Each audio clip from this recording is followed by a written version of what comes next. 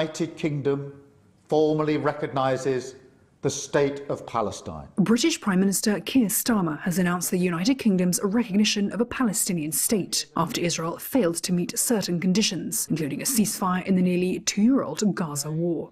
London's step aligns it with more than 140 other nations, but will irk both Israel and its main ally, the United States. Alongside the UK, Canada and Australia also recognised a Palestinian state on Sunday. Others, like Belgium and France, are expected to follow suit this week at the United Nations General Assembly in New York. Speaking in the West Bank, Palestinian Foreign Minister Wassim Aghabekyan Shahin welcomed the decision.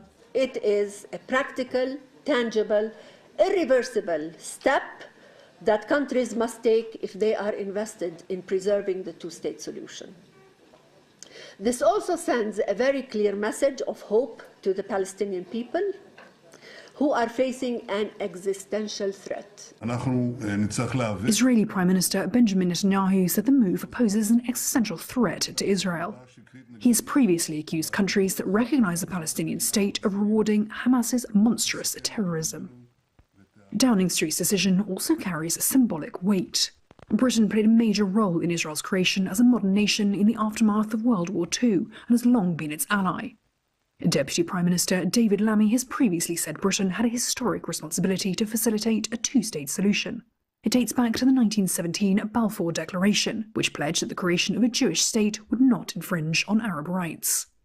The US has strongly opposed the recognition moves by its European allies. It has responded by imposing sanctions on Palestinian officials, including blocking them from attending the UN General Assembly by denying and revoking visas. New Directions Community Credit Union is now open in Titusville. They may be new to our community, but they've been serving our region since 1974, providing their members with affordable products and services. Membership is open to anyone who lives, works, worships, volunteers, attends school, regularly conducts business, or who owns a business in Venango, Forest, Warren, or Crawford counties. Visit their new location at 206 South Martin Street in Titusville to learn more about becoming a member. Best of luck to all the students and athletes this fall from New Directions Community Credit Union. Looking for expert orthopedic care? Dr. Charlie Gates, a trusted name at Titusville Area Hospital, can help you regain mobility and a better quality of life. With years of experience and a passion for personalized care, Dr. Gates specializes in treating a wide range of orthopedic conditions. Whether it's joint pain, sports injuries, or orthopedic surgery, trust Dr. Charlie Gates at Titusville Area Hospital for your orthopedic care. Call 814-827-9770 today to schedule your appointment.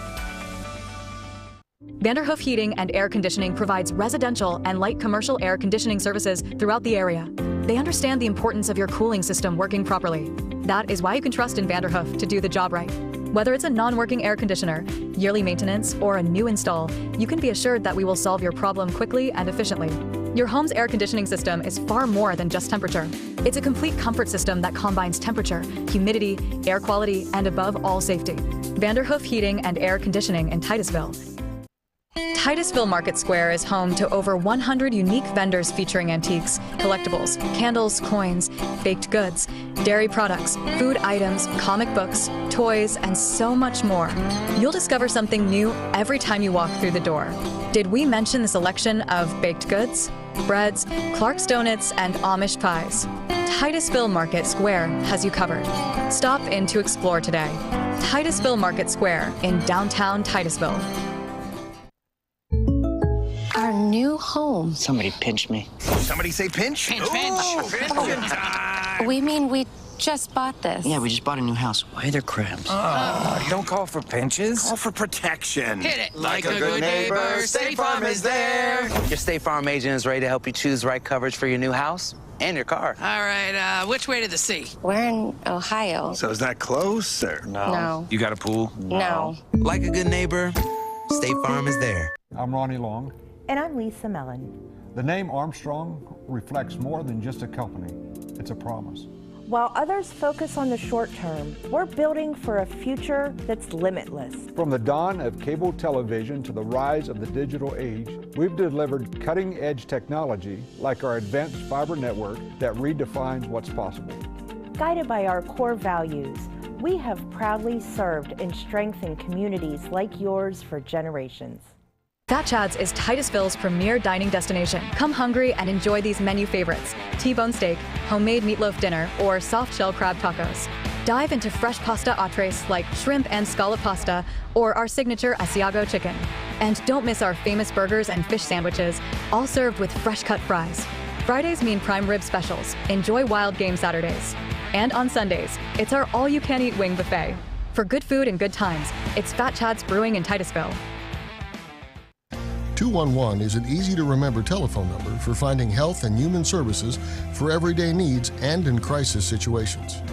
Every day, highly trained 211 call specialists provide referrals to basic human needs resources like food banks and shelters, physical and mental health, employment support, support for youth and child care programs, and support for adults and persons with disabilities. To learn more, dial 211 or visit pa211nw.org.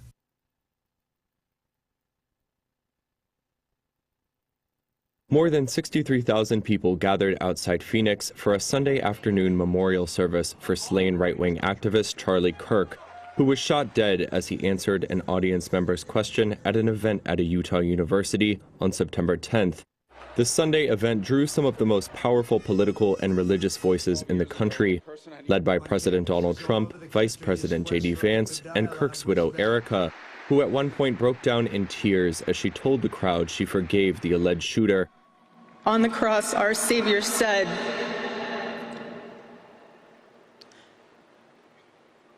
"Father, forgive them, for they not know what they do." That man, that young man, I forgive him.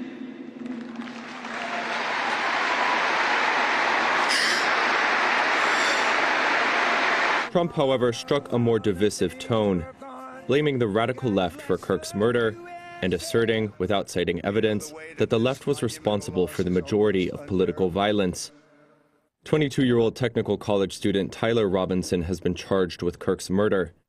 Investigators say he told his romantic partner in text messages that he had killed Kirk because he had, quote, enough of his hate. While Trump hailed Kirk as a, quote, martyr for American freedom, he also stressed their differences. He was a missionary with a noble spirit and a great, great purpose. He did not hate his opponents. He wanted the best for them. That's where I disagreed with Charlie. I hate my opponent, and I don't want the best for them. I'm sorry. I am sorry, Erica. Trump's speech reflected the dual nature of the event, which had the feel of a religious revival mixed with a Make America Great Again rally. Biblical scripture was placed on seats, and for several hours before politicians took the stage, the crowd sang along to Christian-themed music and prayed for Kirk and America. The potent blend of religion and politics reinforced the perception that Kirk's shooting death was a galvanizing moment for U.S. conservatives, while also elevating Kirk to iconic status for the American right. While many on the left have decried Kirk's murder, they do not see him as a martyr, but rather as a polarizing figure who divided public opinion with controversial remarks about minority groups and other topics.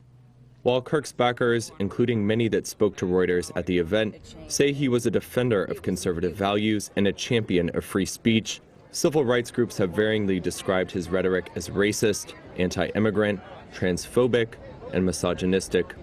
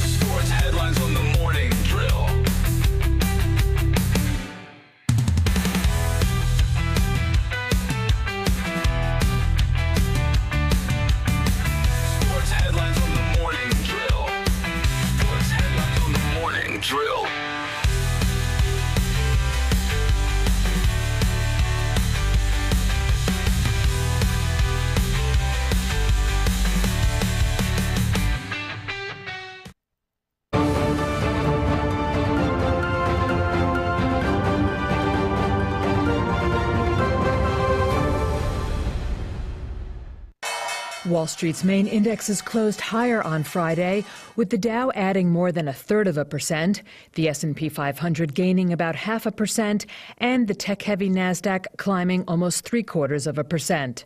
U.S. President Donald Trump and Chinese leader Xi Jinping spoke by phone on Friday, after which Trump said the two leaders made progress on a TikTok deal.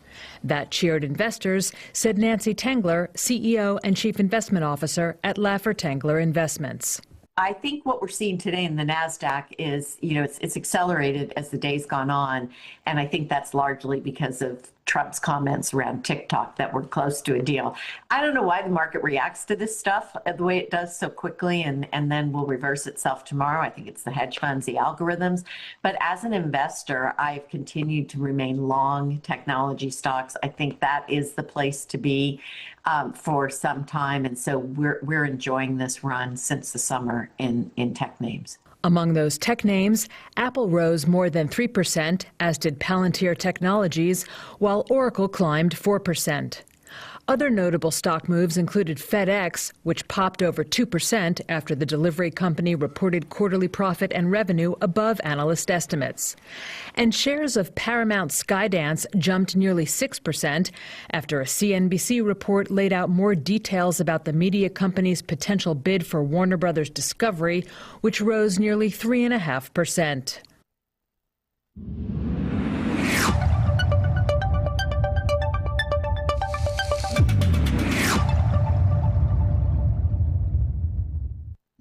Well, good morning and happy Monday as we take a look at your weather forecast for Northwest Pennsylvania. Marginal risk of severe weather today. Rain this morning, thunderstorms developing for the afternoon. Storms may contain strong gusty winds and temperatures today in the upper 70s. Rain likely tonight with lows in the low 60s. Tuesday, rain, low 70s. Wednesday, showers, low 70s. Thursday, rain, high of 70. Friday, morning clouds, afternoon sunshine with temperatures in the mid-70s. That is a look at your weather forecast at 7:15. This is the Morning Drill. You're watching it on Stream TV and on the Armstrong Neighborhood Channel. Happy Monday, everybody.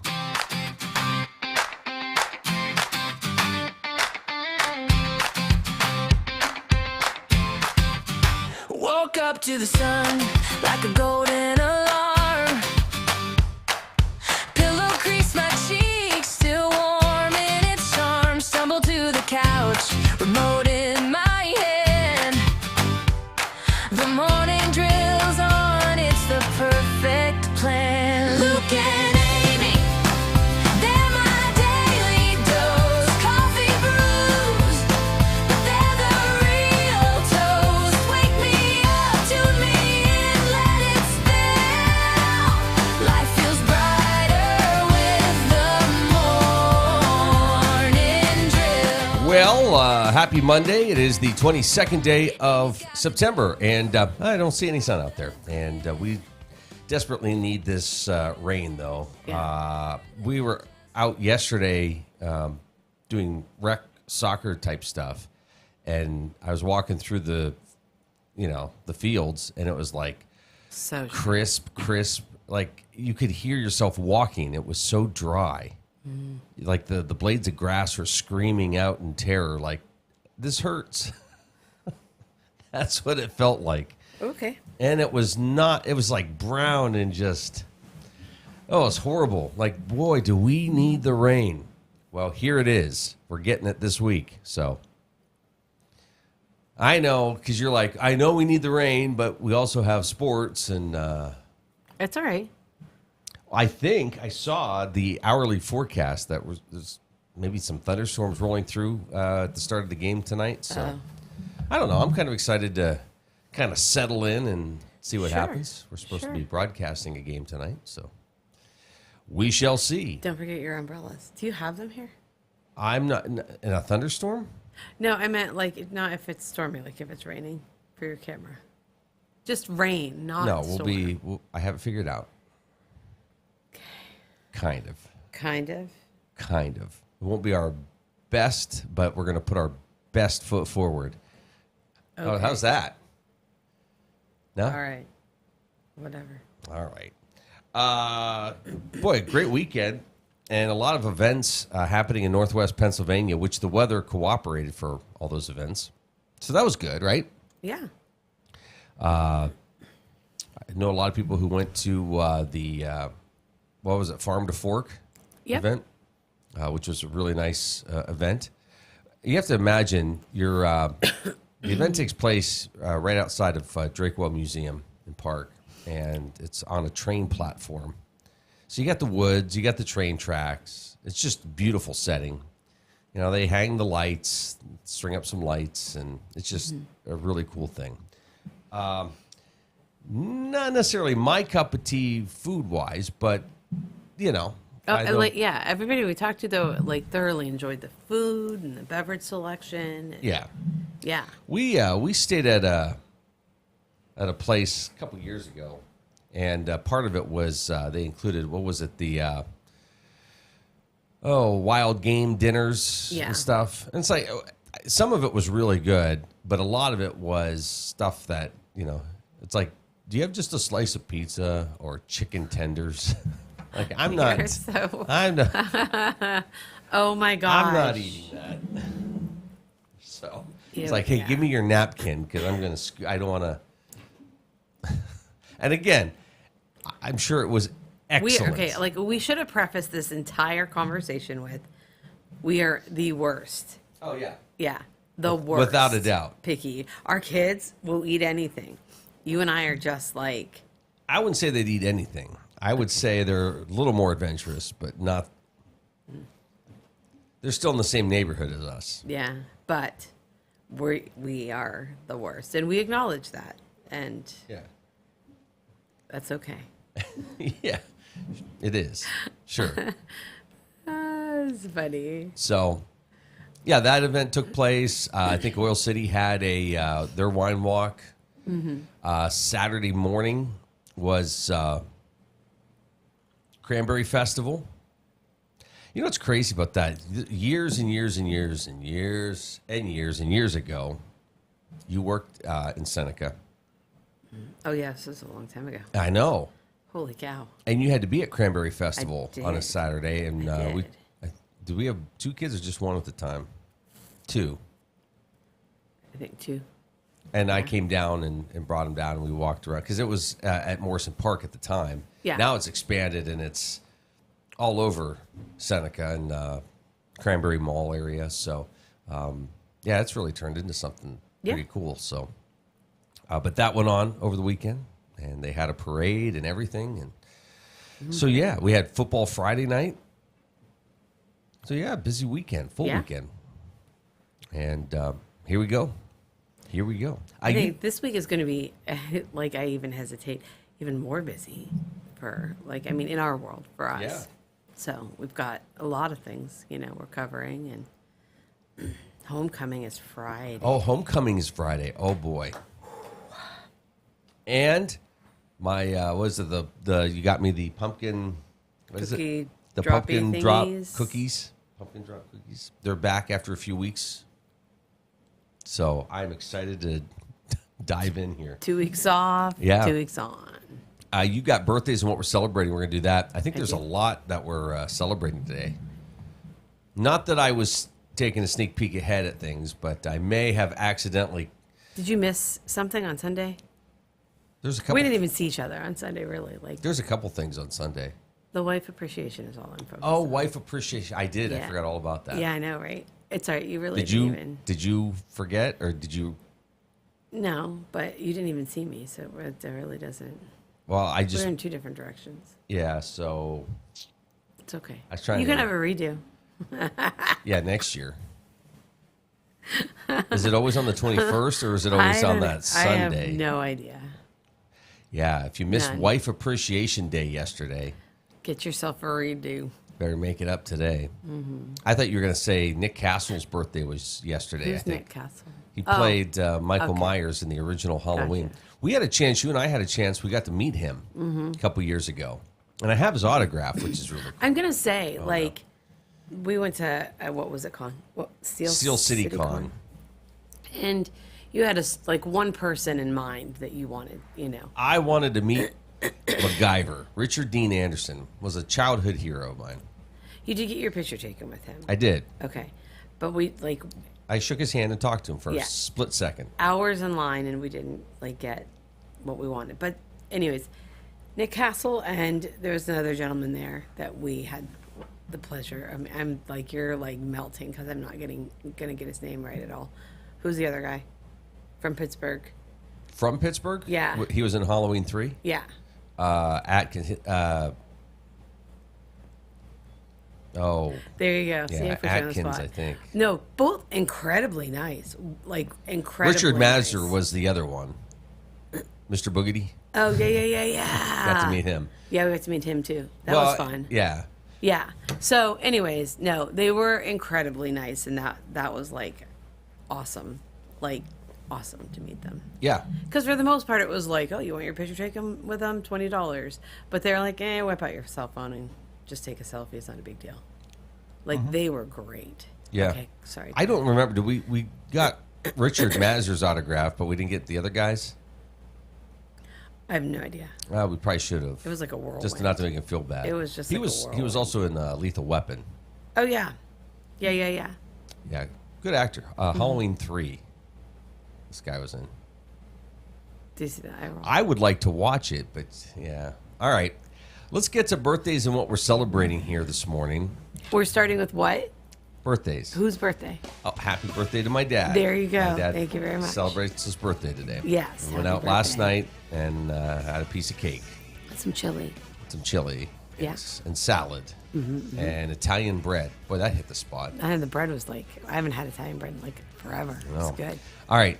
All right. Who else is celebrating a birthday today? Rocker Joan Jett is 67. Bonnie Hunt is 63. Actress Billie Piper is 43. Actress Tatiana Maslany is 40. I know I screwed that up. And actor Tom Felton is 38. Malfoy. Yeah. Malfoy's 38 today. I think we also missed Batman Day. Was that Saturday? Like I see all these pictures of people celebrating. What day was Saturday? Batman Day. Well, that was Saturday. That Well, was the no, I day mean, like- day after Friday and before Sunday. The date. The 2020. No, I said Batman Day. It is. It was Batman Day, but On I Saturday, did okay. say it. On Friday, yeah. No, I know. I just, I was reminded on Saturday when I saw all these pictures of people in this really, really nice Batman costumes. That, I really don't somebody even- would like to own one day. All right.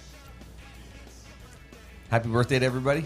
Happy birthday to you if today happens to be your birthday from all of us here today. Let's turn the page and find out what it is we're celebrating on this 22nd day of September. All right. So, American Businesswomen's Day. This is funny, okay? Car Free Sunday. It's not Sunday. Chainmail Day, Dear Diary Day, Elephant Appreciation Day, Fall Equinox. Fall hits us later this afternoon, 2:45 or something like that. Yay. Falls Prevention Awareness Day. That's physically falling. Yeah. Okay. First day of autumn, Hobbit Day, International Day of Radiant Peace, National Centurions Day. Yeah, if you're 100, happy day to you. National Family Day, National Girls Night Day, National Ice Cream Cone Day, National Legwear Day, National Temperature Control Day, National White Chocolate Day, Rosh Hashanah, September Equinox, World Car Free Day, World Rhino Day, Family Week, National Eye Health Week, World Reflexology Week, and that's it. That's it. That's all I got. Am I missing something? Is it also like state capital day or something like that? Okay. It's on my list. I don't know. I read my list. You read I your don't list. know. Did Yeah. your job. Did your duties. We thank you. And I'm out. Well, find something there to celebrate. What are you celebrating? I don't even know. Women's Working Day or something. That was the first one. Something about women working. I worked today. Oh, here, so I'm about to celebrate Titusville's day one of HOCO. Yeah. Today's America Day. Got to go take our kid's picture. Embarrass him. it's my job. The parade theme I know for Friday night for homecoming is board games. Mm-hmm. So that's our the Winterfront's Monopoly. The teacher responsible for homecoming with the students told me that they're like the same 3 ideas that get repeated. It's only because the kids coming up, I think, see something, and then when they get into the position to vote on it years later, that's what's in their mind. So they're like, oh, we haven't done board games. And they're like, yeah, we've done board games about 50 times over the last 20 years. But it's new to them, so that's why it seems like...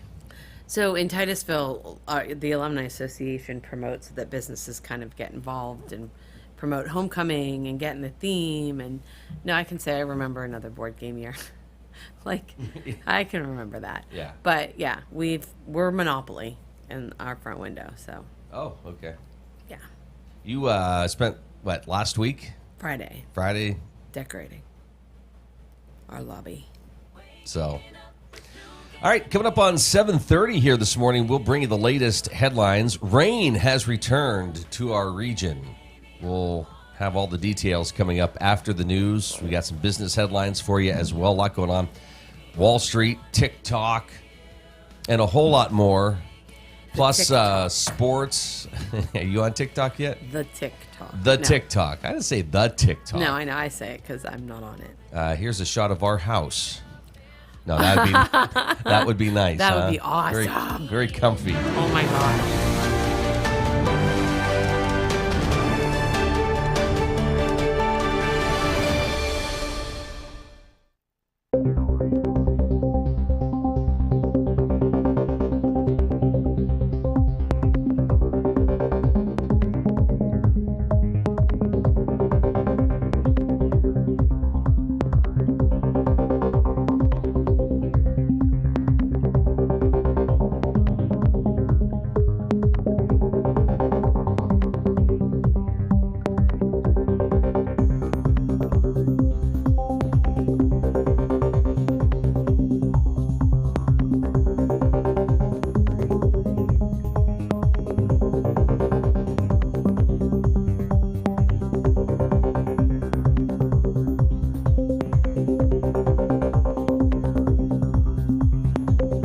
United Kingdom formally recognises the State of Palestine. British Prime Minister Keir Starmer has announced the United Kingdom's recognition of a Palestinian state after Israel failed to meet certain conditions, including a ceasefire in the nearly 2-year-old Gaza war.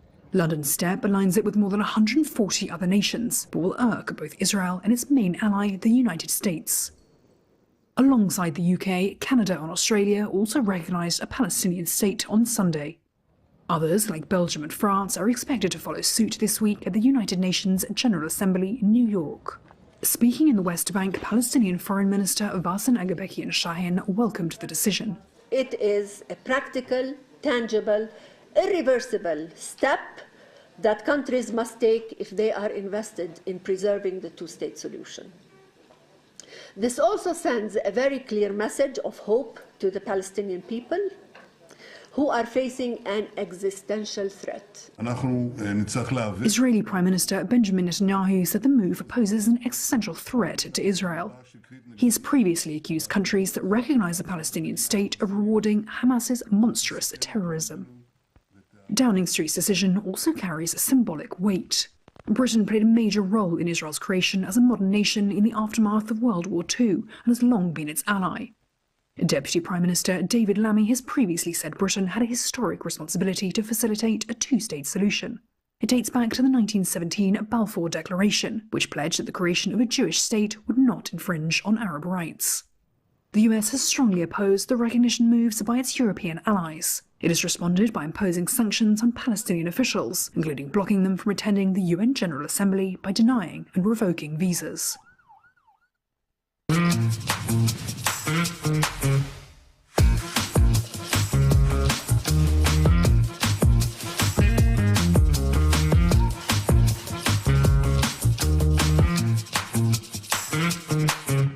shopping? Make sure you check out Titusville Ford first. Shop our amazing selection of new and pre-owned cars, trucks, and SUVs in stock. Visit us on Route 8 in Titusville and see why our customer service is a cut above the rest. Titusville Ford, your hometown dealer.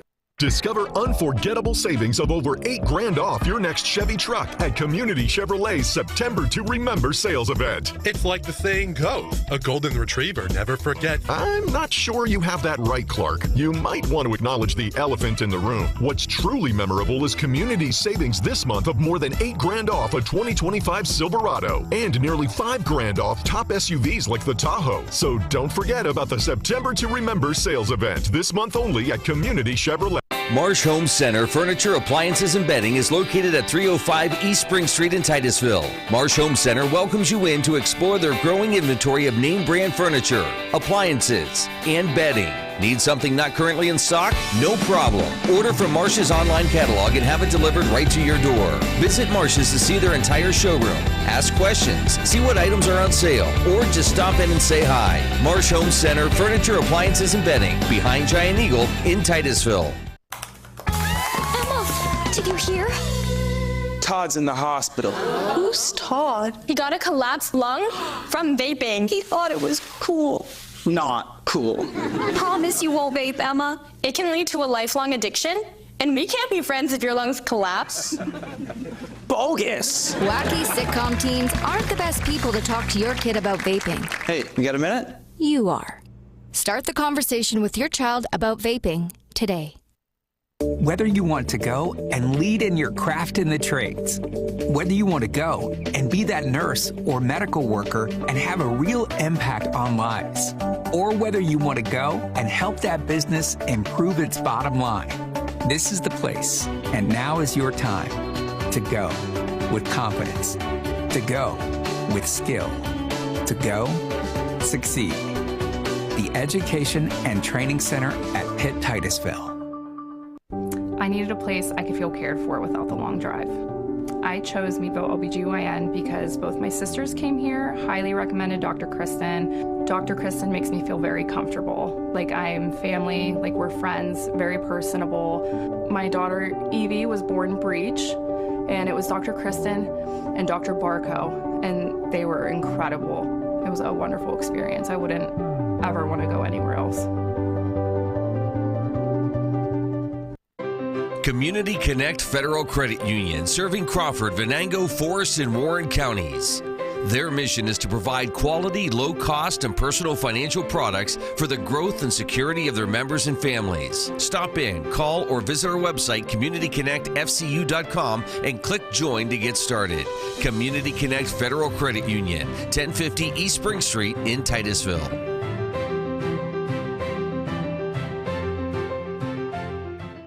I'm Ben Leach, Republican nominee for Magisterial District Judge, reminding you to get out and vote Tuesday, November 4th. As the only candidate with over 13 years of real courtroom experience and a dedicated career in the justice system, I've consistently demonstrated the ability to remain fair and impartial. As I continue my lifelong dedication to serving our community, I strive to be the kind of leader our citizens deserve. On November 4th, vote with confidence for a candidate who is qualified day one, bringing the experience needed to serve as your next Magisterial District Judge.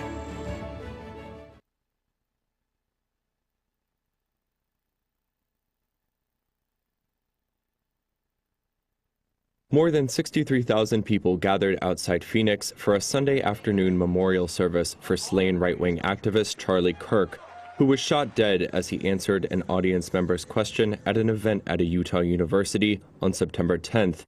The Sunday event drew some of the most powerful political and religious voices in the country, led by President Donald Trump, Vice President J.D. Vance, and Kirk's widow Erica, who at one point broke down in tears as she told the crowd she forgave the alleged shooter. On the cross, our Savior said,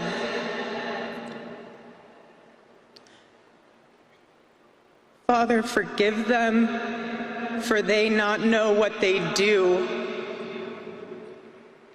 That man, that young man, I forgive him.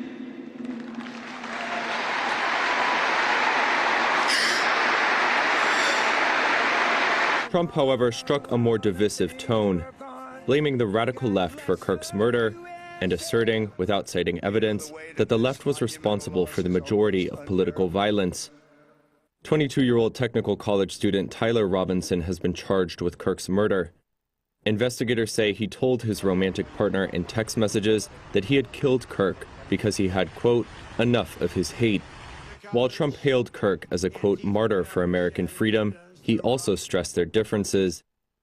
He was a missionary with a noble spirit and a great, great purpose. He did not hate his opponents. He wanted the best for them. That's where I disagreed with Charlie. I hate my opponent, and I don't want the best for them. I'm sorry. I am sorry, Erica. Trump's speech reflected the dual nature of the event, which had the feel of a religious revival mixed with a Make America Great Again rally. Biblical scripture was placed on seats, and for several hours before politicians took the stage, the crowd sang along to Christian-themed music and prayed for Kirk and America. The potent blend of religion and politics reinforced the perception that Kirk's shooting death was a galvanizing moment for U.S. conservatives, while also elevating Kirk to iconic status for the American right. While many on the left have decried Kirk's murder, they do not see him as a martyr, but rather as a polarizing figure who divided public opinion with controversial remarks about minority groups and other topics. While Kirk's backers, including many that spoke to Reuters at the event, say he was a defender of conservative values and a champion of free speech, civil rights groups have varyingly described his rhetoric as racist, anti-immigrant, transphobic, and misogynistic.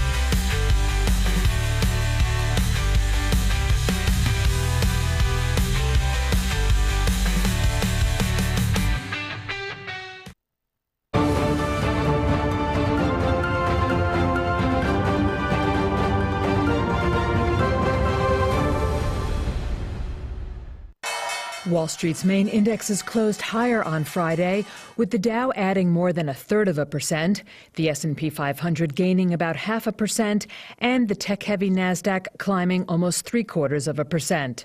U.S. President Donald Trump and Chinese leader Xi Jinping spoke by phone on Friday, after which Trump said the two leaders made progress on a TikTok deal. That cheered investors, said Nancy Tengler, CEO and Chief Investment Officer at Laffer Tengler Investments. I think what we're seeing today in the NASDAQ is, it's accelerated as the day's gone on.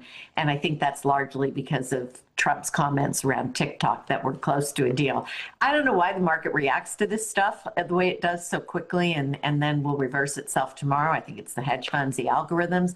But as an investor, I've continued to remain long technology stocks. I think that is the place to be for some time. And so we're enjoying this run since the summer in tech names. Among those tech names, Apple rose more than 3%, as did Palantir Technologies, while Oracle climbed 4%. Other notable stock moves included FedEx, which popped over 2% after the delivery company reported quarterly profit and revenue above analyst estimates. And shares of Paramount Skydance jumped nearly 6% after a CNBC report laid out more details about the media company's potential bid for Warner Brothers Discovery, which rose nearly 3.5%. As investors, we should be focused a little bit down the cap range now. We launched a mid-cap strategy earlier this year. I think that's a really interesting space. You get the benefit of some of the companies being acquired. So think CyberArk, which was in the portfolio, being acquired by Palo Alto Networks. I own Palo Alto in my large cap strategies. It went down, CyberArk went up. That's one of the reasons I think to be in the space. Plus, these companies will benefit pretty handsomely from deregulation and from the tax bill that was passed earlier this year, on July 4th, I believe. So we are focusing our clients on mid cap in the cap range. And then in terms of sectors, we are overweight consumer discretionary, and we've continued to add to that space, even though we all have some concerns about the consumer. Those who are spending in that space. And then we are overweight, obviously, technology and financials, and we're underweight healthcare. And I know that there are many people that are coming out and saying, I love healthcare, the valuations are attractive, but healthcare is to this administration what oil was or traditional energy was to the previous administration. They're going to go after these companies in more ways than one. So I think you want to be very selective in that space, and that's what we've done, but we're underweight the total sector. I will point to Apple, which has been an unfavorite of the markets. They've missed AI. Nobody knows. They don't know what they're doing. I'm pretty sure if we know that, they know that. And so what you're seeing from this management team is blocking and tackling. And we picked off some at $204 a share, and it's continued to climb in the face of it acting as the treasury bill of the technology space, if you will. Very defensive name that is continuing to drive innovation, not exceptionally, but somewhat. But the AI adoption will matter. And I think what you'll see is Apple lining up with Google now that the antitrust case is pretty much done, and they'll be utilizing Gemini in their, this is my speculation. They're not going to make an acquisition because it would change their culture. That is not the Apple way. So I think you'll see a partnership with Google. I hate to tell you this, but a man named Lachlan is involved. Media mogul Lachlan Murdoch, who leads Fox Corp, would be involved in the proposed deal to keep TikTok operating in the United States. That's according to US President Donald Trump on Fox News Channel's The Sunday Briefing. It's the latest in efforts to transfer TikTok's US assets away from China's ByteDance. The move lets Trump allies in corporate America gain influence on the social media app, which has 170 million US users and shapes public discourse on politics and culture. Other proposed investors Trump named Sunday were business leaders Larry Ellison and Michael Dell, and Trump said the Murdoch family's 94-year-old patriarch Rupert may be involved too. Really great people, very prominent people, and they're also American patriots. You know, they love this country, so I think they're going to do a really good job. I'm a little prejudiced with TikTok because, you know, I did so well with the young voter. Trump has included negotiations over TikTok as part of wide-ranging economic talks with China. On Friday, he said China's Xi Jinping had approved the deal with TikTok. Reuters reported Saturday the expected deal sees U.S. investors owning the majority of TikTok's U.S. assets, and there'll be a board of directors with national security and cybersecurity credentials. Sources tell Reuters any investment in TikTok US would come through Fox Corp. Its CEO Lachlan Murdoch recently cemented long-term control of his family's media empire that includes Fox News and The Wall Street Journal, after settling a years-long legal battle with his siblings. Though known for their conservative views, the Murdochs have clashed with Trump before. Trump sued The Wall Street Journal and Rupert Murdoch for defamation after a report in July linked him to a controversial birthday message for convicted sex offender Jeffrey Epstein.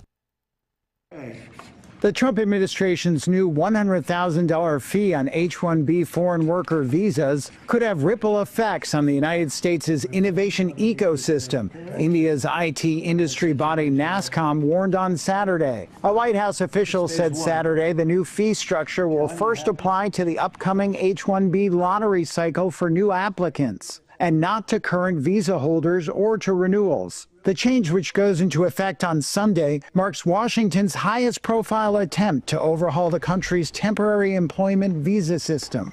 It's a major flashpoint with the tech industry, which contributed millions of dollars to Donald Trump's presidential campaign and relies heavily on skilled workers from India and China.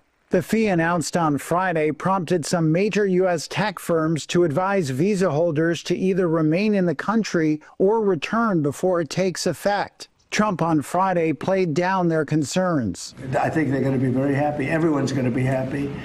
And we're going to be able to keep people in our country that are going to be very productive people.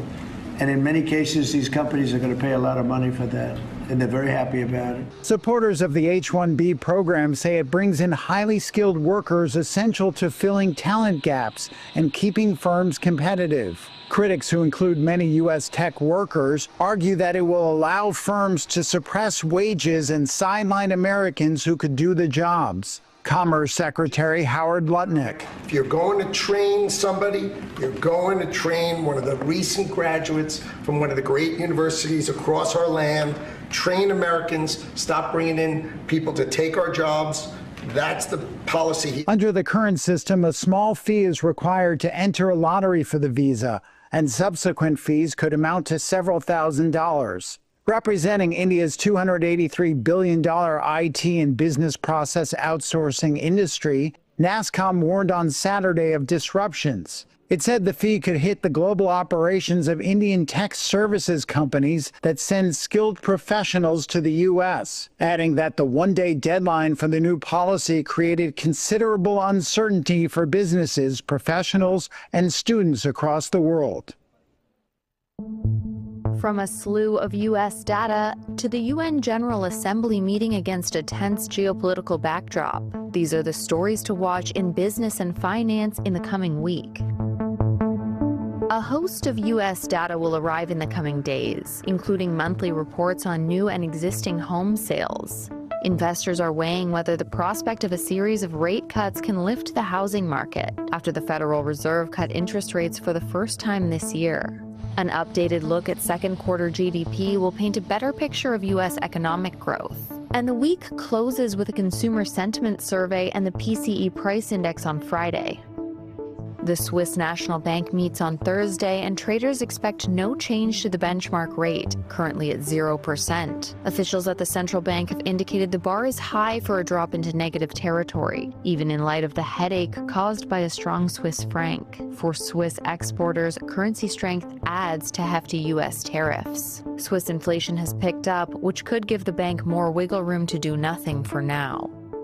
Tuesday's preliminary estimates for the September Eurozone PMI could show further improvement in the manufacturing sector and a stabilization in expansionary territory for services. The data should also provide more clarity on the impact of U.S. tariffs. Britain's flash PMI is also out on Tuesday.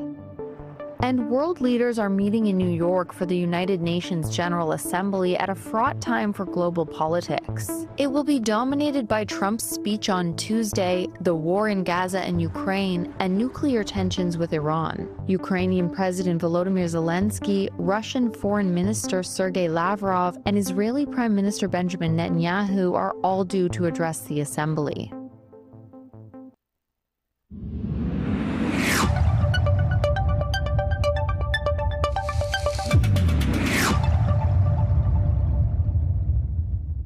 Well, we need the rain, and we're going to get some. There's a marginal risk of severe weather today.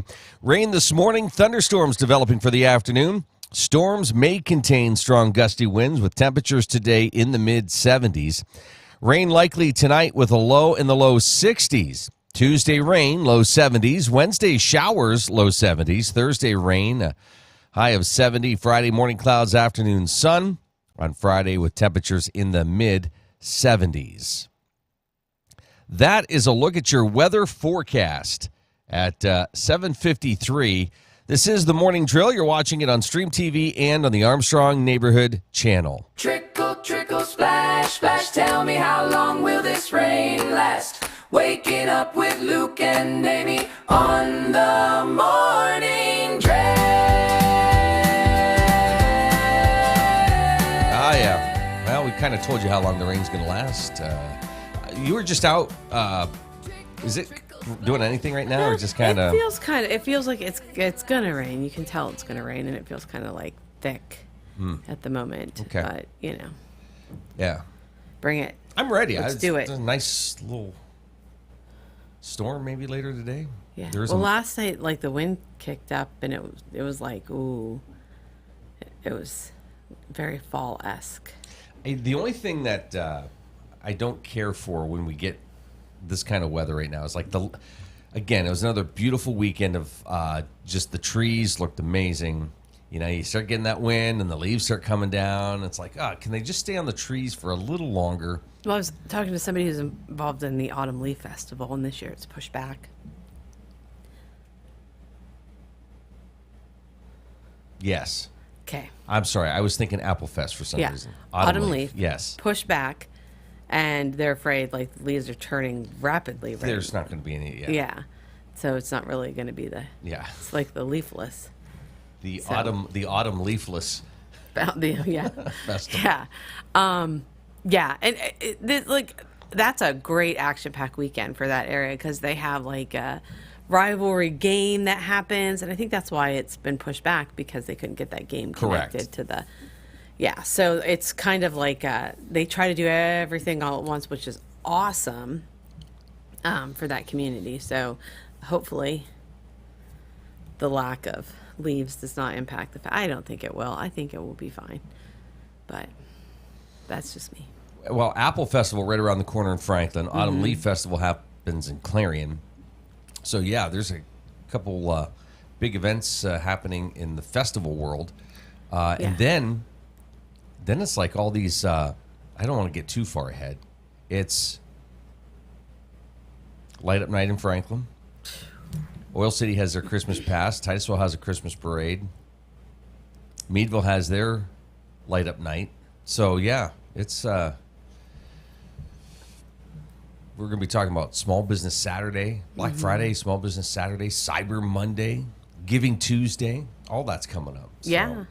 Now, I say that.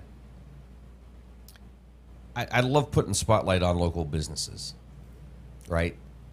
So just know we may talk a lot, and we do talk a lot about, gearing up for Small Business Saturday, but you should be thinking about it now. You should be, you walking around. We talk about this with the chamber directors, especially this past weekend. It was a beautiful weekend. Park your car and just walk around to downtown. Go visit different downtowns and just walk around and explore what they have. You could hit several small towns in the course of a Saturday afternoon, Saturday morning, afternoon. Get a bite to eat and discover what's there.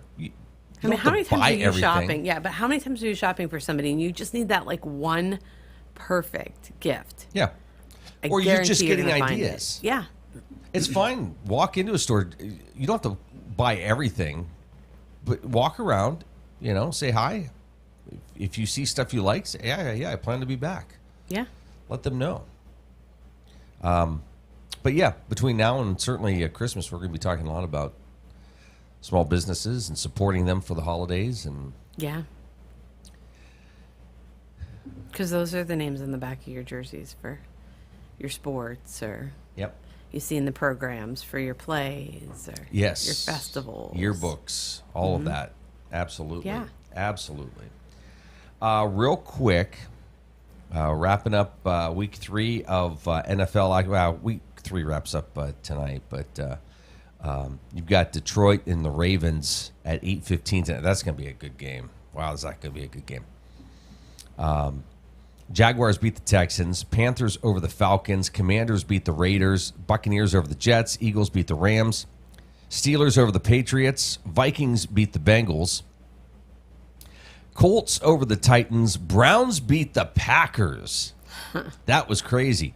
Seahawks over the Saints. Chargers over the Broncos. 49ers beat the Cardinals. Bears over the Cowboys. Chiefs over the Giants. Jerry Jones just read a quote this morning. Yeah, I don't know if he's delusional or what, but again, he's just being supportive of his team, I guess. But he's like, oh yeah, we're still a playoff team. Okay, well, you've got some things to work out. But the Bears, holy smokes, 31-14 over the Cowboys.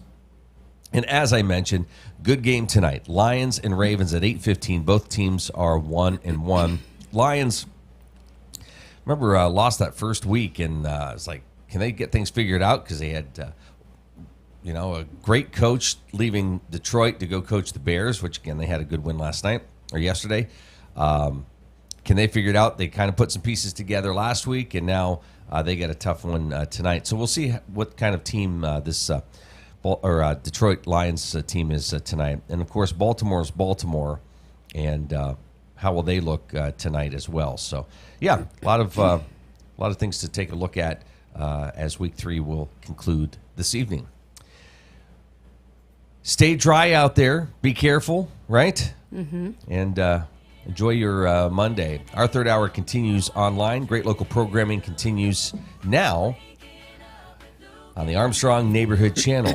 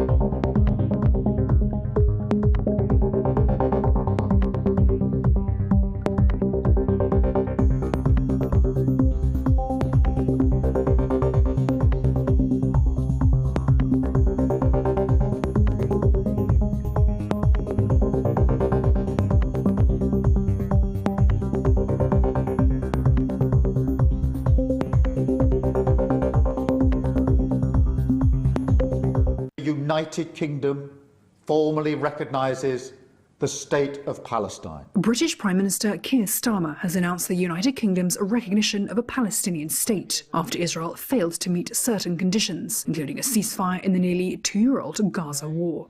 London's step aligns it with more than 140 other nations, but will irk both Israel and its main ally, the United States.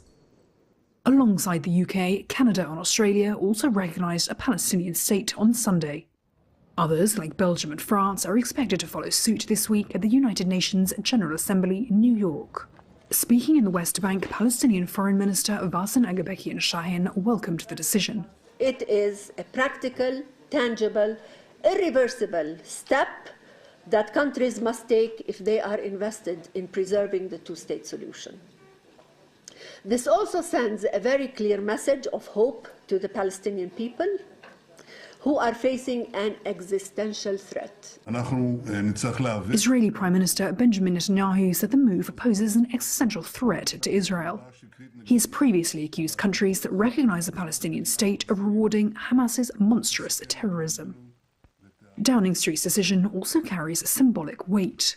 Britain played a major role in Israel's creation as a modern nation in the aftermath of World War II and has long been its ally.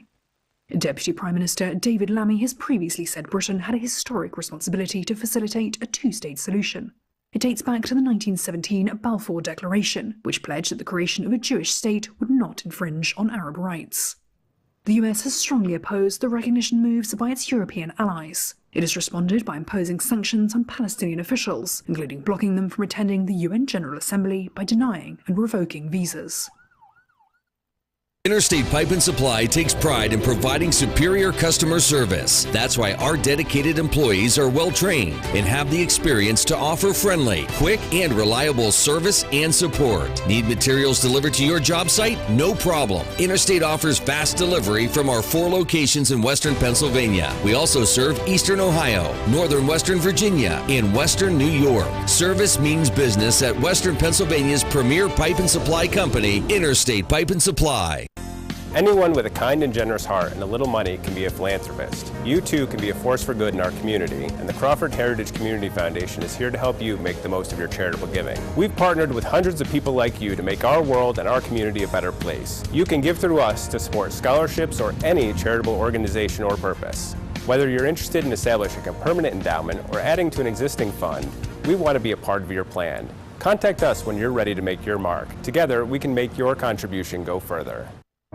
The Gordon B. Garrett Funeral Home has been serving the needs of Titusville and surrounding communities since 1965. Mr. Garrett believed in tradition and commitment to excellence, standards that have been passed down from one generation to now a new generation, who will work to provide you with a beautiful, lasting tribute to your loved one. When you need them, they will be there for you. This has been their foundation for almost 60 years. The Gordon B. Garrett Funeral Home, 303 North Washington Street in Titusville. Share the fun of train travel and relive our country's oil history as you ride the OC&T through the valley that changed the world. Learn about the past while traveling on vintage cars. See a variety of wildlife with stops at Drakewell Park, Petroleum Center, and Oil Creek State Park. Arrive early and see the vast collection of train and railroad memorabilia at Perry Street Station. After the ride, enjoy a night's stay at the Caboose Motel. For seasonal specials or for more information, visit octrr.org or call 814-676-1733. For over 30 years, J. Gill Plumbing and Heating has taken pride in being the premier heating and air conditioning service provider in the area. Our highly skilled and certified technicians will work closely with you to address your heating and air conditioning repair, installation, or maintenance needs. And with the J. Gill service membership, you can take advantage of additional benefits like filter replacements and priority service scheduling. Plus, members get 10% off future projects. Call today to get a free estimate or ask about financing options. Call J. Gill Plumbing and Heating today or visit them online at jgillplumbingheating.com. Marsh Home Center Furniture, Appliances, and Bedding is located at 305 East Spring Street in Titusville. Marsh Home Center welcomes you in to explore their growing inventory of name brand furniture, appliances, and bedding. Need something not currently in stock? No problem. Order from Marsh's online catalog and have it delivered right to your door. Visit Marsh's to see their entire showroom. Ask questions, see what items are on sale, or just stop in and say hi. Marsh Home Center Furniture, Appliances, and Bedding, behind Giant Eagle in Titusville. 211 is a simple telephone number to remember when you don't know where to go for help. Dial 211 when needing to find health and human services for everyday needs and in crisis situations. It's free and confidential, and you'll have access to thousands of programs and services for emergency and non-emergency situations. Visit pa211nw.org to learn more, and remember, help is available by calling 211. Are you tired of juggling multiple pill bottles? Titusville Express Pharmacy has your solution, now offering compliance packaging. Your medication sorted and sealed by dose, making it easier than ever to stay on track. In a hurry? Take advantage of our convenient drive-through service. We also offer free local delivery for those that qualify. Titusville Express Pharmacy, where convenience meets care. Visit us today at 401 West Spring Street in Titusville. Simplify your medication routine with Titusville Express Pharmacy. More than 63,000 people gathered outside Phoenix for a Sunday afternoon memorial service for slain right-wing activist Charlie Kirk, who was shot dead as he answered an audience member's question at an event at a Utah university on September 10th. The Sunday event drew some of the most powerful political and religious voices in the country, led by President Donald Trump, Vice President J.D. Vance, and Kirk's widow Erica, who at one point broke down in tears as she told the crowd she forgave the alleged shooter. On the cross, our Savior said,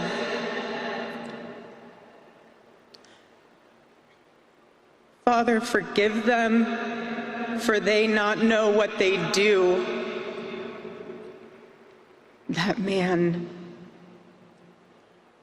that young man, I forgive him.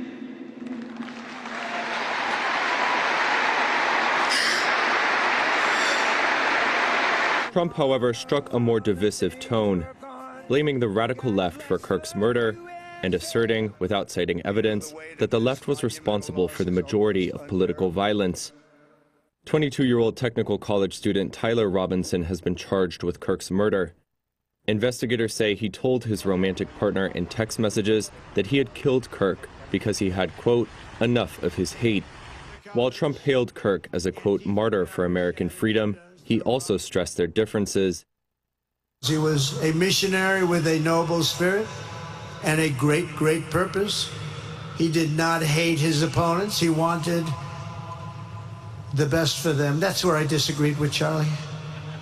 I hate my opponent, and I don't want the best for them. I'm sorry. I am sorry, Erica. Trump's speech reflected the dual nature of the event, which had the feel of a religious revival mixed with a Make America Great Again rally. Biblical scripture was placed on seats, and for several hours before politicians took the stage, the crowd sang along to Christian-themed music and prayed for Kirk and America. The potent blend of religion and politics reinforced the perception that Kirk's shooting death was a galvanizing moment for U.S. conservatives, while also elevating Kirk to iconic status for the American right. While many on the left have decried Kirk's murder, they do not see him as a martyr, but rather as a polarizing figure who divided public opinion with controversial remarks about minority groups and other topics. While Kirk's backers, including many that spoke to Reuters at the event, say he was a defender of conservative values and a champion of free speech, civil rights groups have varyingly described his rhetoric as racist, anti-immigrant, transphobic, and misogynistic.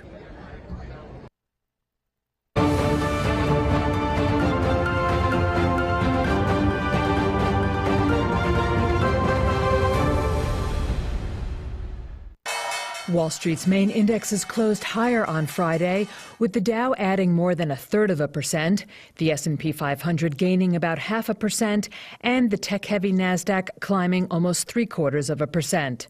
U.S. President Donald Trump and Chinese leader Xi Jinping spoke by phone on Friday, after which Trump said the two leaders made progress on a TikTok deal.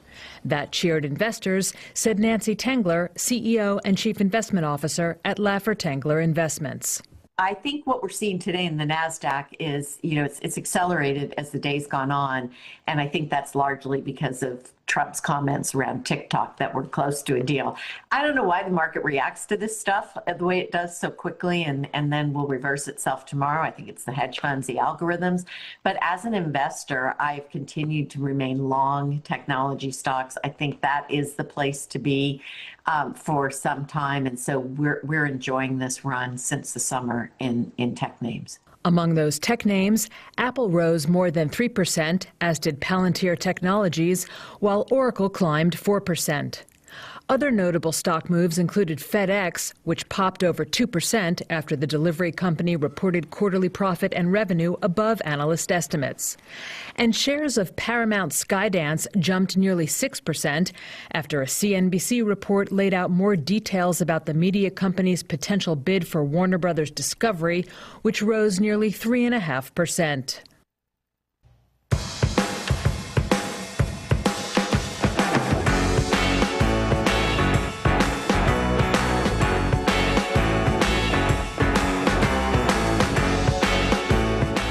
Spooky season right around the corner, and one of the area's coolest, newest attractions opened last season at 2 Mile Run County Park, and the man who put that all together is with us here today, Mr. Jeremy Wakefield. Hi, Jeremy. How are you? Good morning. How are you? Good.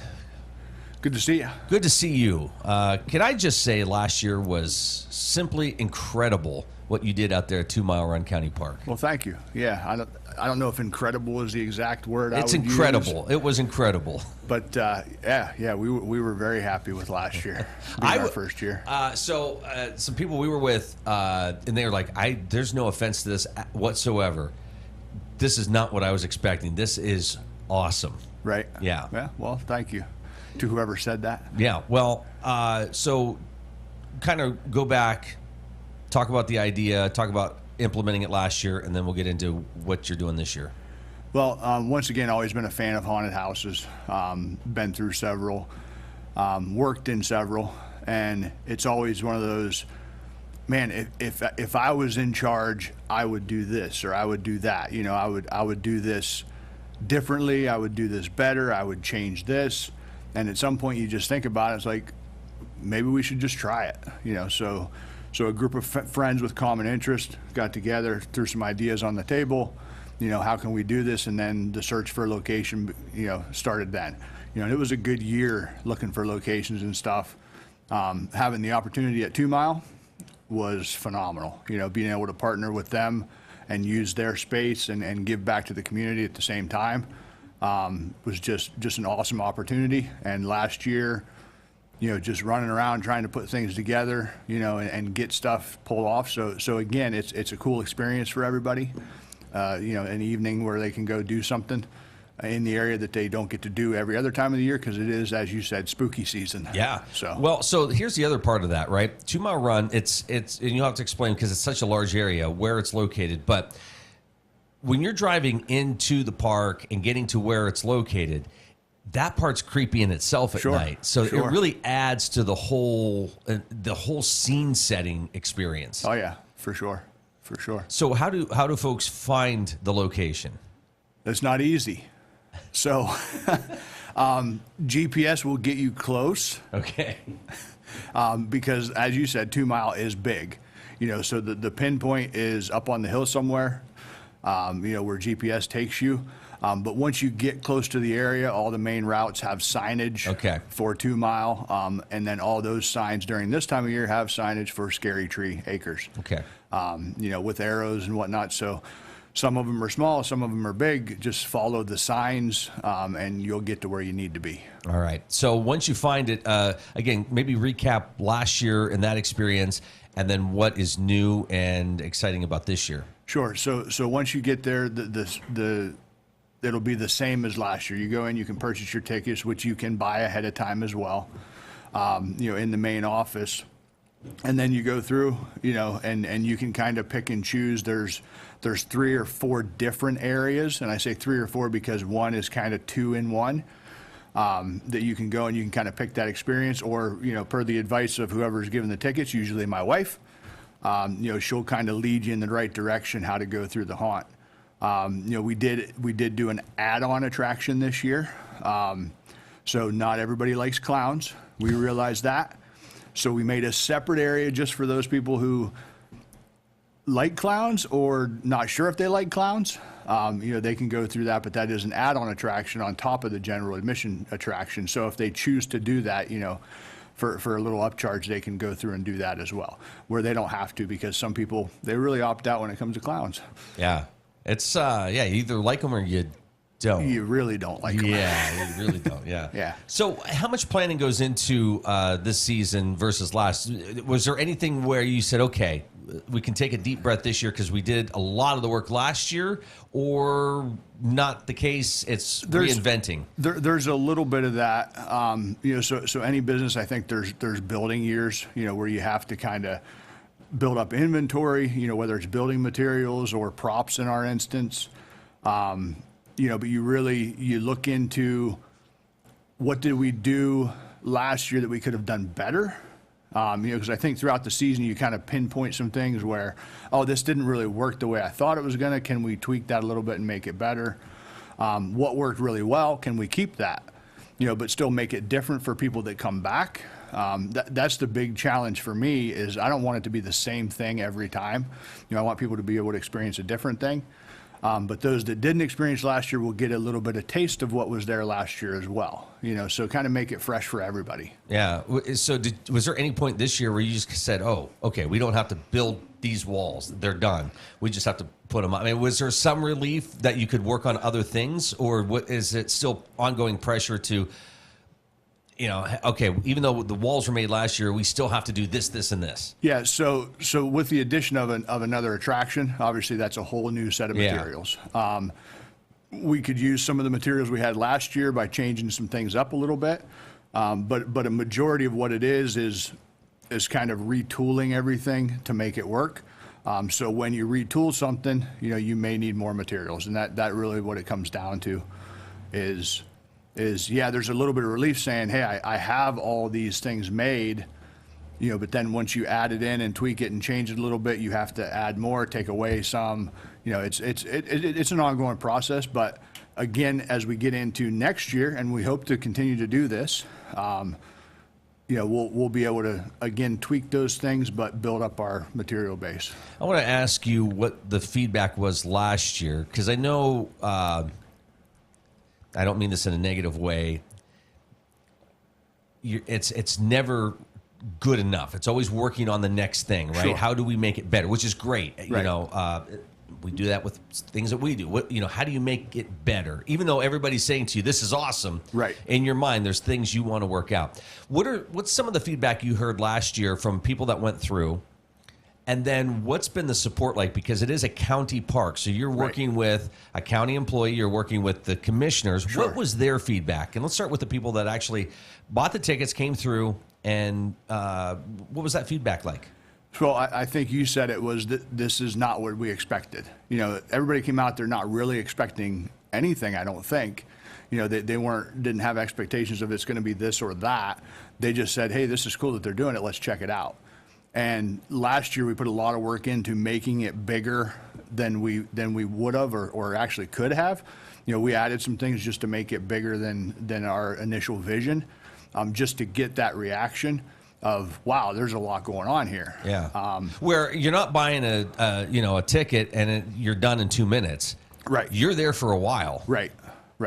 And that's the experience. Our idea was to have it be kind of an evening getaway, right? Where you can go and spend a couple hours.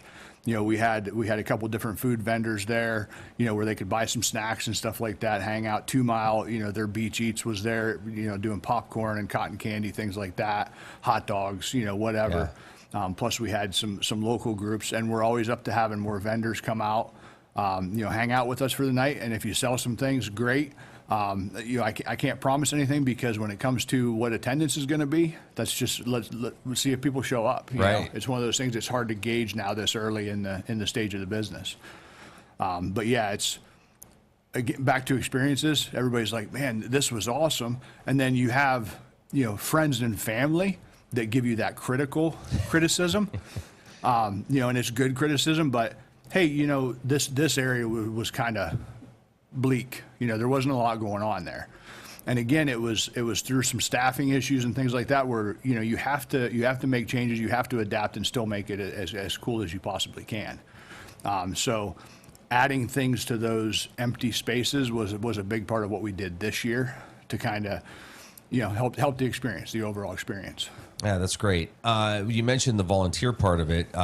Is that something that everything's good in that department, or if somebody maybe had an interest in volunteering, they could reach out to you to do We that? will always take volunteers. Okay. This year we were able to introduce a few paid positions, which is something I wanted to do, where we can give a little bit of money.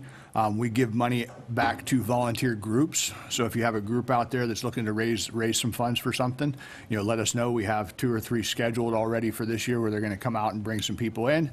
And then for their time that they donate to the haunt, we'll give their organization some proceeds of the benefits that night. Oh, wow. All right. The commissioners' take on it. I think a couple of them came out last year. Yeah. A couple of them definitely did. Gone through, they loved it. They loved the experience. They loved the fact that there was something, in the community to do. We did have one of the staff at 2 Mile decided not to go through because he walked through as we're setting things up, and he's like, if the lights are off and I'm walking through here, it's not going to happen.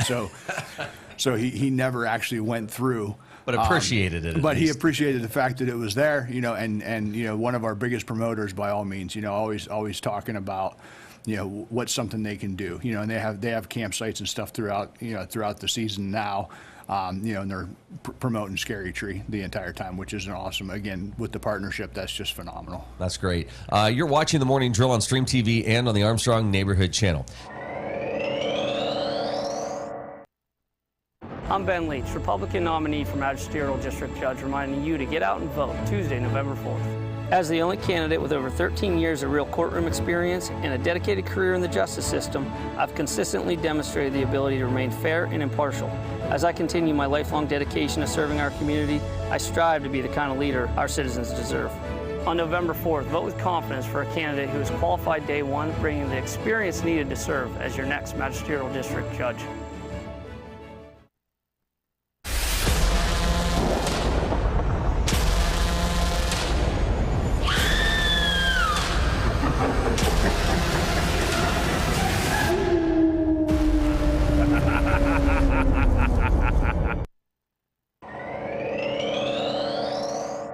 Jeremy Wakefield with us here this morning. Scary Tree Acres, which opens up when?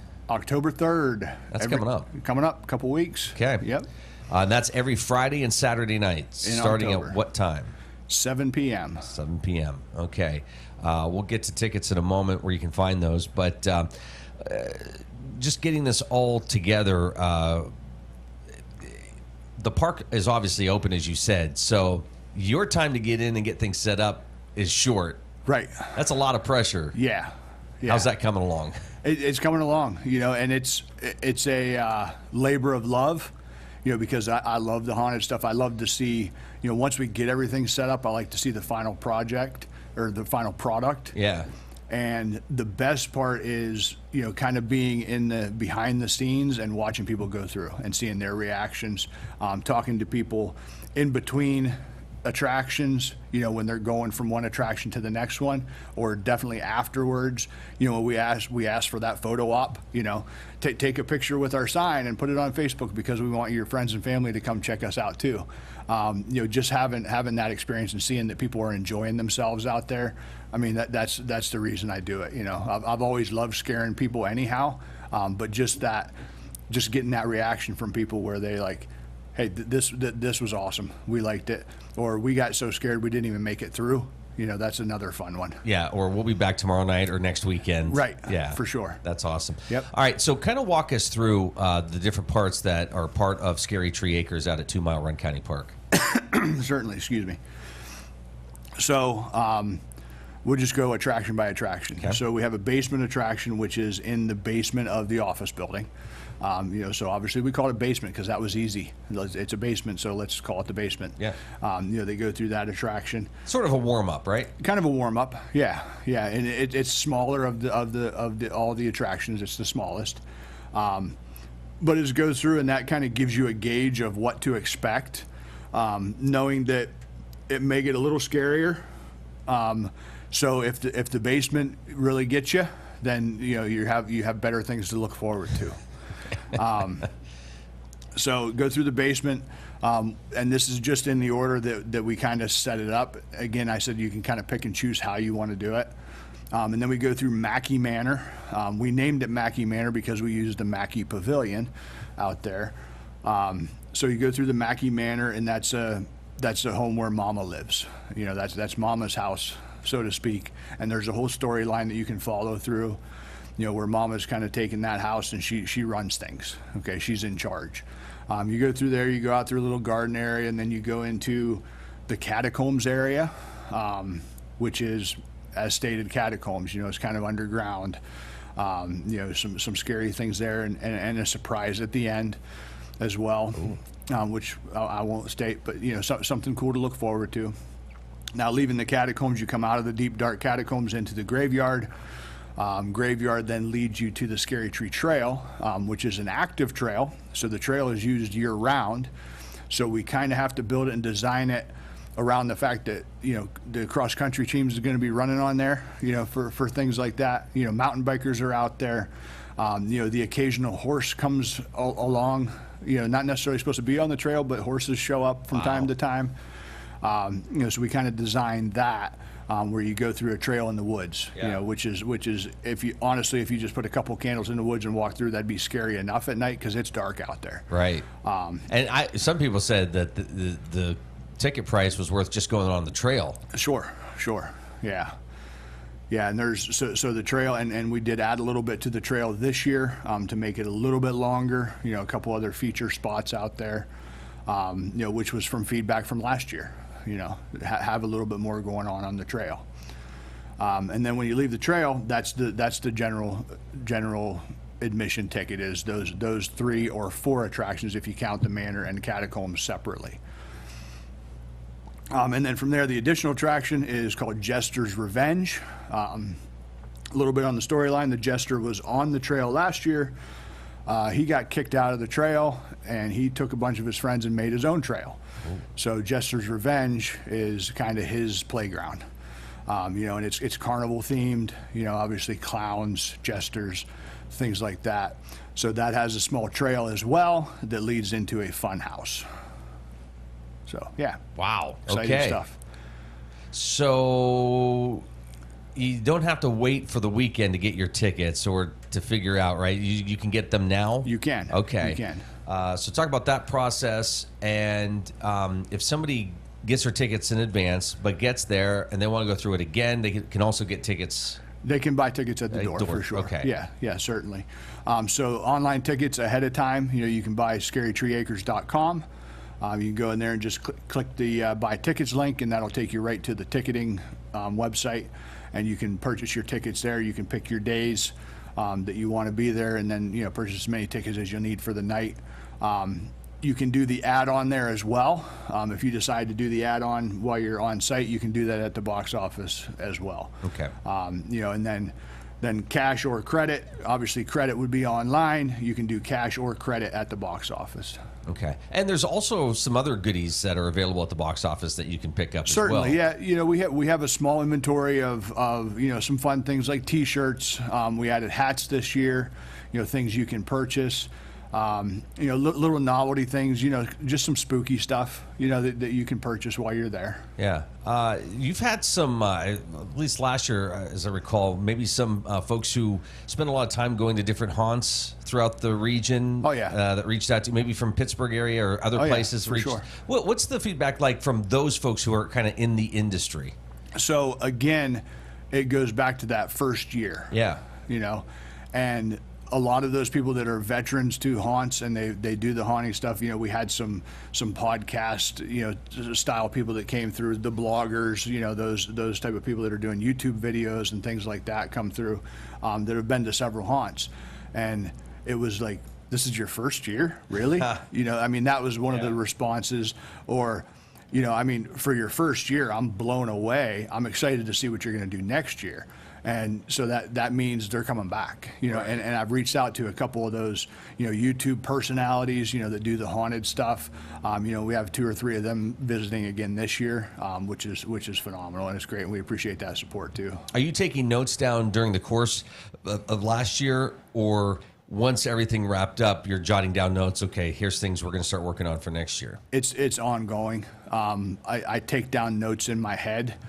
A lot of that, and then jotting things down. If I get an opportunity to jot something down, sure, I'll write it down. But there's always ideas floating around in my head of things we can do better. And again, it's based on the experience. As people are going through, it's like, man, that if we did this a little bit, and I will tweak things during the season as well. If you want to talk to me when you're out there, good luck finding me because I'm all over the place. Yeah. Just kind of behind the scenes, and I'm fixing this. And, last year we had a customer run into a wall because she got scared and we had to go fix the bottom of the wall. Little things like that. Yeah. Just constantly fixing some stuff. And again, the customer was fine, by the way. She just got really scared. So she chose to go through the wall instead of around it. Is that like one of those, that's great? Well, no, I'm glad they're okay, but yeah. That's scary. yeah. And did you ever find that kid? No. Okay, we never found him. But if we do, we're going to put him in the haunt. Okay, good. So, good. Yeah. We're joking. It's a joke. Jeremy, real quick, give us a rundown. Where can folks get the tickets, and give us the nights and when does this start? Certainly. So scarytreeacres.com. You can purchase your tickets ahead of time on there. Check us out on Facebook. There's links on Facebook to get to where you need to go for tickets as well. You can buy tickets at the box office in person when you show up that night. Tickets ahead at this point don't really give you a lot of advantage other than when you get there, you scan in and you go. Whereas if you don't have your tickets ahead, you may have to stand in a little bit of a line to purchase your tickets. But if you've been to haunted houses, lines are a thing. You kind of wait in line to go where you need to go. And it's fun. And it's fun. It's fun to hang out in line. And like I said, you can choose, like if you see the basement line is pretty long and you want to jump ahead and do the trail, we can get you up to the trail and you can do the trail first. We can do those type of things. But opening night, October 3rd, that's a Friday. Every Friday and Saturday in October, and November 1st, which is the first Saturday in November. So we get a full Friday, Saturday weekend that weekend. All right. Scary Tree Acres, 2 Mile Run County Park. Good to see you this morning. All right, you too. Thanks. Thanks.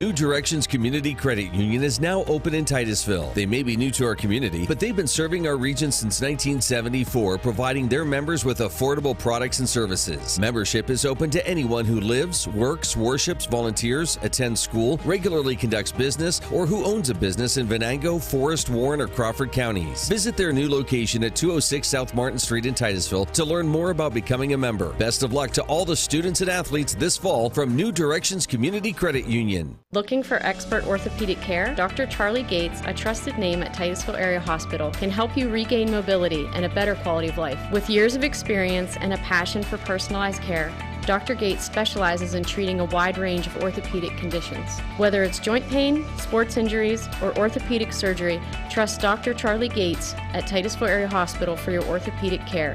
Call 814-827-9770 today to schedule your appointment.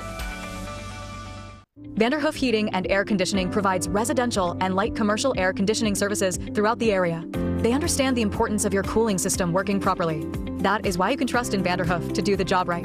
Whether it's a non-working air conditioner, yearly maintenance, or a new install, you can be assured that we will solve your problem quickly and efficiently. Your home's air conditioning system is far more than just temperature. It's a complete comfort system that combines temperature, humidity, air quality, and above all, safety. Vanderhoof Heating and Air Conditioning in Titusville. Titusville Market Square is home to over 100 unique vendors featuring antiques, collectibles, candles, coins, baked goods, dairy products, food items, comic books, toys, and so much more. You'll discover something new every time you walk through the door. Did we mention the selection of baked goods, breads, Clark's Donuts, and Amish pies? Titusville Market Square has you covered. Stop in to explore today. Titusville Market Square in downtown Titusville. Our new home. Somebody pinch me. Somebody say pinch? Pinch, pinch. We mean we just bought this. Yeah, we just bought a new house. Why are there crabs? You don't call for pinches. Call for protection. Hit it. Like a good neighbor, State Farm is there. Your State Farm agent is ready to help you choose the right coverage for your new house and your car. All right, which way to the sea? We're in Ohio. So is that close or No. You got a pool? No. Like a good neighbor, State Farm is there. I'm Ronnie Long. And I'm Lisa Mellon. The name Armstrong reflects more than just a company. It's a promise. While others focus on the short term, we're building for a future that's limitless. From the dawn of cable television to the rise of the digital age, we've delivered cutting-edge technology like our advanced fiber network that redefines what's possible.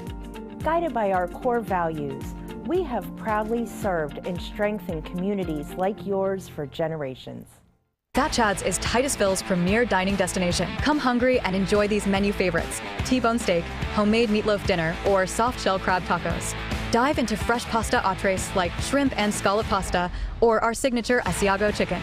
And don't miss our famous burgers and fish sandwiches, all served with fresh cut fries.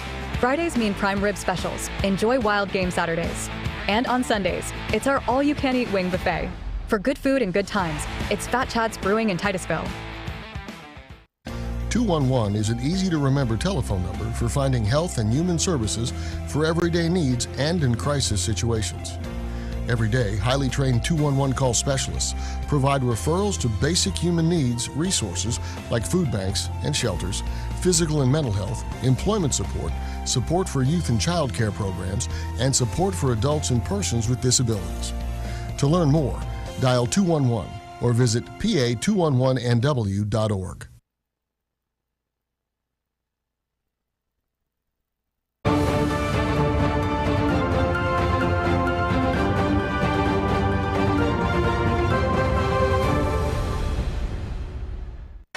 Wall Street's main indexes closed higher on Friday, with the Dow adding more than 0.33%, the S&P 500 gaining about 0.5%, and the tech-heavy Nasdaq climbing almost 0.75%. U.S. President Donald Trump and Chinese leader Xi Jinping spoke by phone on Friday, after which Trump said the two leaders made progress on a TikTok deal. That cheered investors, said Nancy Tengler, CEO and Chief Investment Officer at Laffer Tengler Investments. I think what we're seeing today in the NASDAQ is, it's accelerated as the day's gone on. And I think that's largely because of Trump's comments around TikTok that we're close to a deal.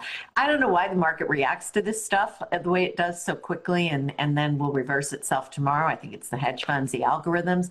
But as an investor, I've continued to remain long technology stocks. I think that is the place to be for some time. And so we're enjoying this run since the summer in tech names. Among those tech names, Apple rose more than 3%, as did Palantir Technologies, while Oracle climbed 4%. Other notable stock moves included FedEx, which popped over 2% after the delivery company reported quarterly profit and revenue above analyst estimates.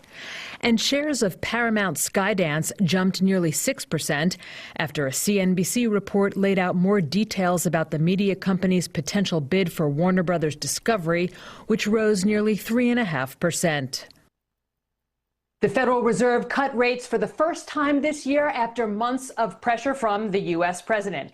How else has Donald Trump tried to exert his influence over the U.S. economy? Let's ask Nancy Tengler of Laffer Tengler Investments, Eric Lynch of Suncoast Equity Management, and U.S. economics editor at Reuters, and my colleague Dan Burns. And I'm Lisa Bernhard. It was a big week for the Federal Reserve. It kicked off with the rushed confirmation of the Trump administration official Stephen Miron to the Board of Governors, and it was capped off by President Trump in a pretty unprecedented maneuver asking the Supreme Court if he could fire Fed Governor Lisa Cook. So Nancy, let's start with you. How do you see the current state of Fed independence? I think the Fed is independent. I mean, the jawboning, has been going on for decades. We had the situation with President Lyndon Johnson where he threw his Fed secretary up against a wall at his ranch. So, I mean, intimidation has been attempted. Reagan tried it with Volcker. That was a little tougher. And I think we're in good shape as it relates to that. I think the Fed has made a number of mistakes that have cost Americans dearly, but we don't have to go into that again. I think we talked about that last time, but I think the Fed's independence is intact. Well, mainly just to touch on that because you think that they have cut too late, correct? Yeah, well, I think Fed Chairman Powell, I just don't think he understands monetary policy. And I think he's been 100% wrong at every single turning point. And then he has also shown an inability to learn from his mistakes or admit them. I wrote a piece called "It's Time to Replace the Fed with ChatGPT," because at least ChatGPT learns from its mistakes. And that's been something the Fed has not done. So I am looking forward to a new chairman, not from a political standpoint, but from a guiding monetary monetary policy standpoint.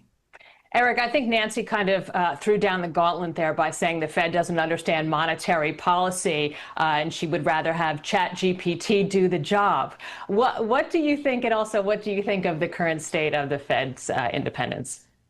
Yeah, I think Nancy's right. The Fed has been a bit late. Certainly, they're very late on the other side of inflation. And so here we are today. I think it's still a pretty independent body. It doesn't really concern me, this brouhaha of what's happened with Cook and the recent appointment from Moran. Why do I say that? Structurally, it was well designed. You've got 12 voters, even Waller and Bowman, who Trump appointed, only voted for a 25 bips cut this week. So I think everybody is pretty data dependent. I think they have an honest intention here. I really wouldn't worry too much about long-term Fed independence. Well, Dan, you've been covering the Fed under several administrations. What do you think in terms of the Fed's independence right now? Well, I think the state of play is very different from what we've seen, for a number of years. Nancy and Eric are right. There have been instances in the past, fairly distant past, really, that you've seen, real efforts to influence the Fed. Nixon and Arthur Burns, and again, the Reagan appointees ganging up on Volcker and Greenspan. Those were incidents in the past, but we've never seen somebody try to fire a Fed official, and this is really historic and really does mark a change, right? We haven't seen the tantrum in the bond market that you might have thought would occur, but that might take some time, right? And for a Fed, if Trump is successful in dismissing Lisa Cook, and then he will get the chance to install a chair of his own choosing in the next 8 months. If you see that bias toward a more kind of a structurally more dovish Fed, that could be something that you begin to see reflected in long-term interest rates and inflation expectations rising.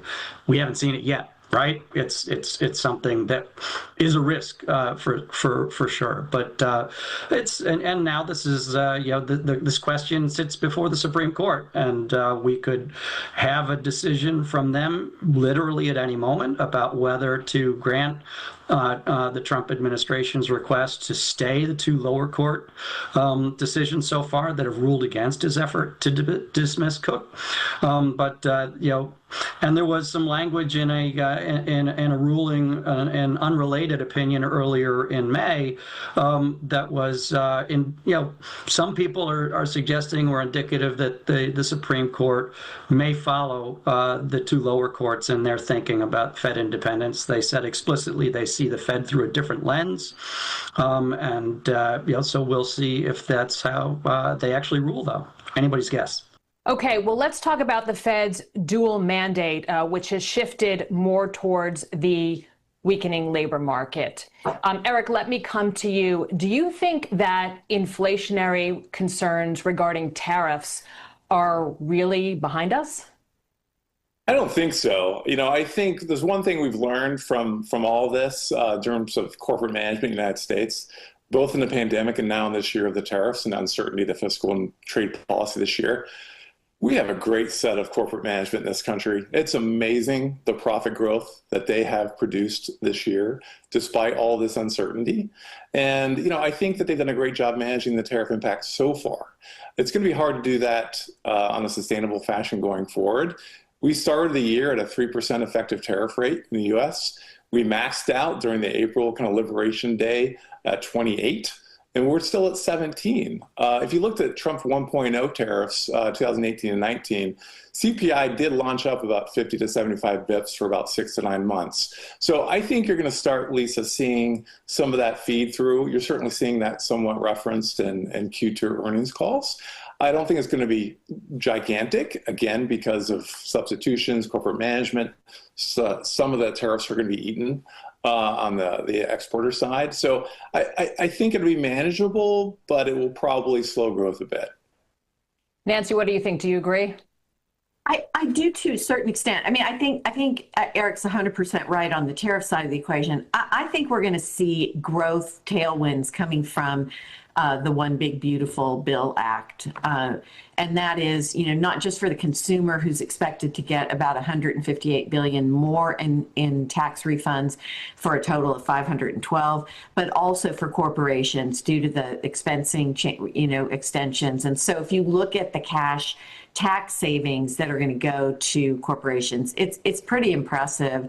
And I think they'll continue to use it to reinvest in growth. So I think that may be a mitigating factor, but we have been investing for a slower growth environment by buying the reliable growers, think technology, et cetera, some of the cyclical names, but not all of them.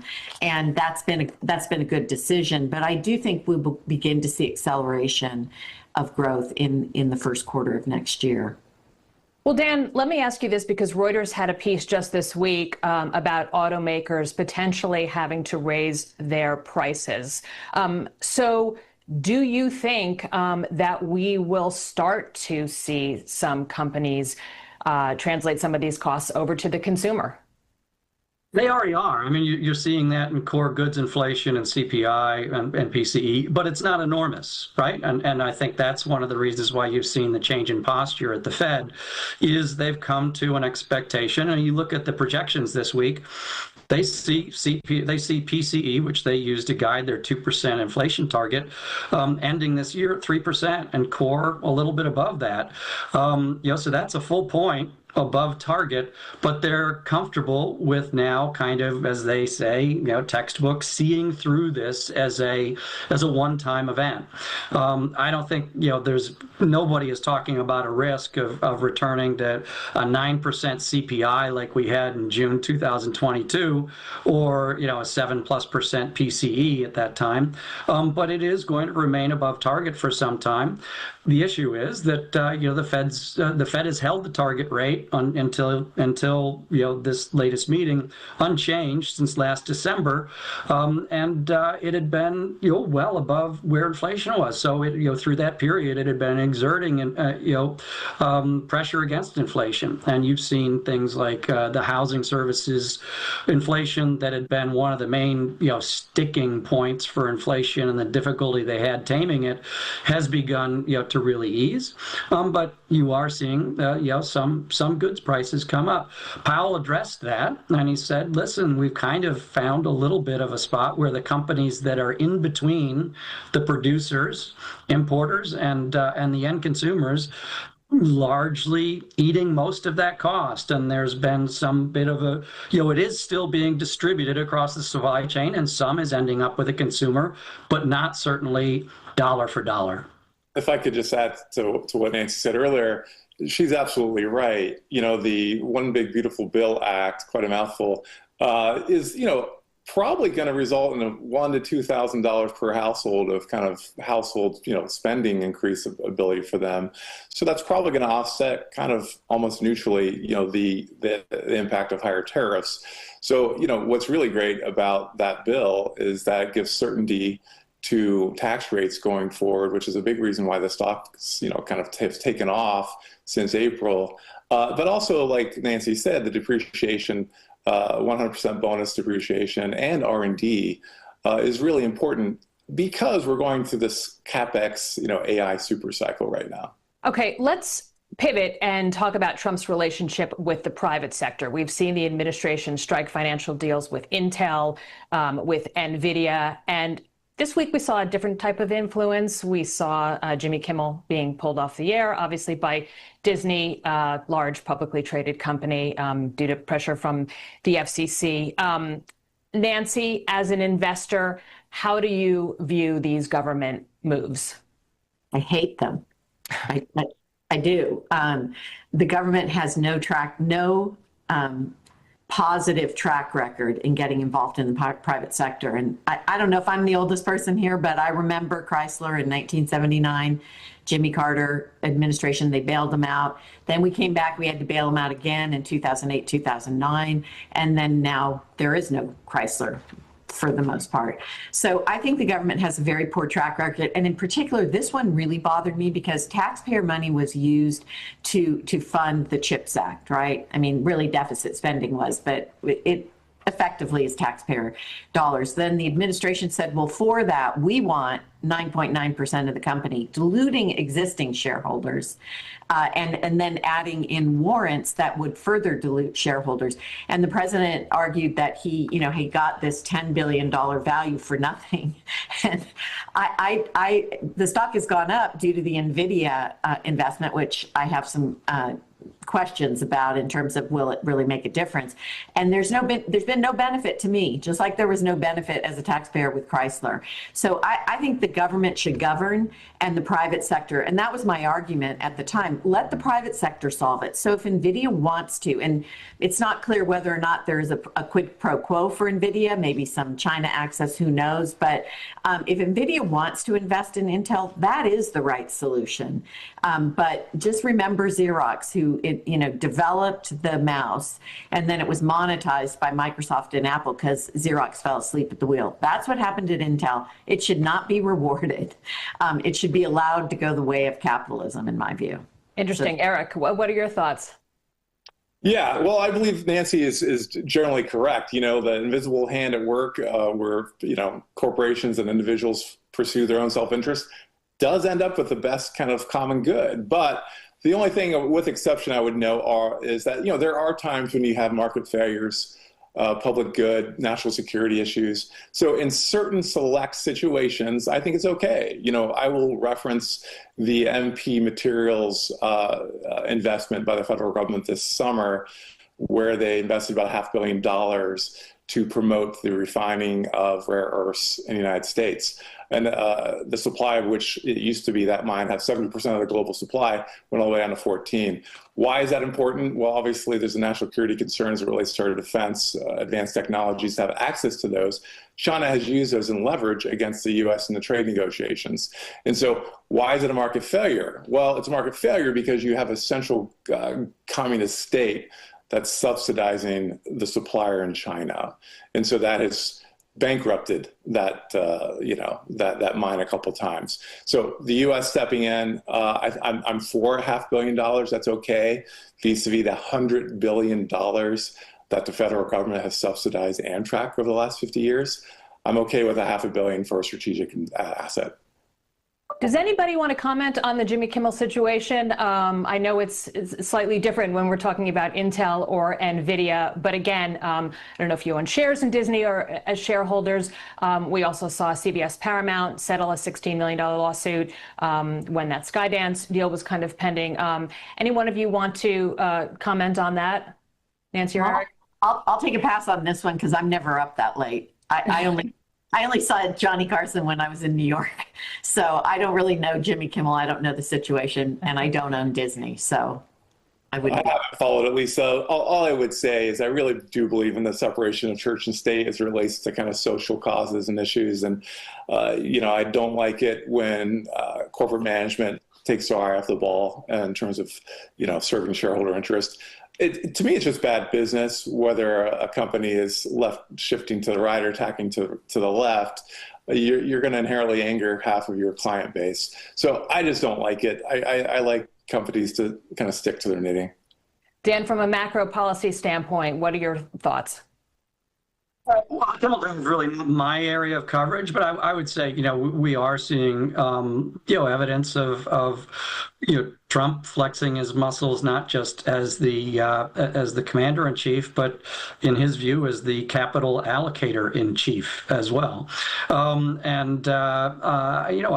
He'd shown an inclination toward this, from very early in his first term, even before when he was preparing for the transition back in coming out of the 2016 election, and he was taking pock shots at Boeing over Air Force One at that point, and others, and you would see the reactions in share prices, and so that continues. It's certainly a change in Republican orthodoxy. Remember, we used to be, the notion of the government should not be involved in picking winners and losers, and now we seem to have jettisoned that in its entirety. So I think it's certainly a watch this space. I don't think that the Intel and MP the other deals you've referenced are going to be the last. And certainly, there's questions around how, for instance, whatever the future ownership of TikTok is, how that's going to be allocated, by Trump. Is it something that is an open process, or are these stakes placed with people who are seen in his orbit? Yeah, and I would just add the export tax that was added willy-nilly to AMD and NVIDIA is unconstitutional. And then you've got this Commerce Secretary saying, we're going to go after the defense companies next because they get all their revenues from the government. And I think that's wrong-headed, and that we should, I hope we see some pushback on that, because we don't want the integration of government into the private sector. Both sides of the aisle have failed at this, but Solyndra was a pick of the Obama administration, and they went bankrupt. So I think let's let the market dictate this, and profits and innovation, not some guys sitting in Washington in fancy offices. Gosh, I sound like a revolutionary. Okay, well, great. My thanks to Nancy Tengler of Laffer Tengler Investments, Eric Lynch of Suncoast Equity Management, and my Reuters colleague, Dan Burns. I am Lisa Bernhard, and this is Reuters. Well, how long will the rain last? Let's get into it. Marginal risk of severe weather today. Rain showers, early thunder showers for this afternoon. Storms may contain strong gusty winds with temperatures in the mid-70s. Rain tonight with a low in the low 60s.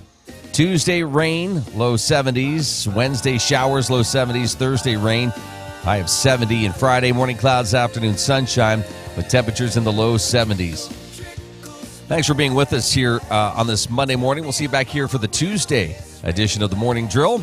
Joe Tech will join us tomorrow. Looking forward to catching up with Joe and getting that report with all the new Apple products that are officially out. So we'll hear from Joe tomorrow, get some other tech news as well, and we'll continue to watch this weather forecast for Northwest Pennsylvania. Have a great Monday, everybody.